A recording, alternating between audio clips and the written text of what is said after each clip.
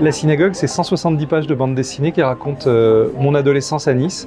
Entre l'âge de 16 et 21 ans, j'ai fait partie des jeunes gens qui montaient la garde devant la synagogue de Nice parce qu'il y avait d'un côté la menace d'attentat comme il y a eu à Paris, la rue Copernic et la rue des Rosiers, et de l'autre des néo-nazis niçois qui étaient assez actifs et qui étaient ravis de voir arriver le Front National et de trouver dans ce parti une représentation, si ce n'est acceptable, en tout cas à visage découvert.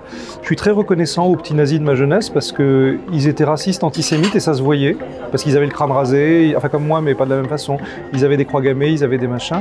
Aujourd'hui malheureusement, un vrai raciste, un vrai anti-juif, ça se voit pas. Il peut être à droite, il peut être à gauche, il peut être habillé comme vous et moi. Donc je suis très nostalgique des années 80 parce que les connards avaient vraiment des gueules de connards. Voilà, c'est une BD là-dessus. C'est pas du tout une BD militante, c'est au contraire une bande dessinée où j'explique à quel point on sert à rien. Moi je pense qu'on sert vraiment jamais à rien, mais c'est pas pour ça qu'il faut fermer sa gueule. Donc voilà, où est-ce qu'on met sa colère, où est-ce qu'on met son combat? Tout ça se passe dans le sud de la France, dans un paysage qui ressemble beaucoup à ce que je dessine dans le Chat du Rabbin. Ça fait 20 ans que je vous donne le Chat du Rabbin dans une Algérie où j'ai jamais mis les pieds.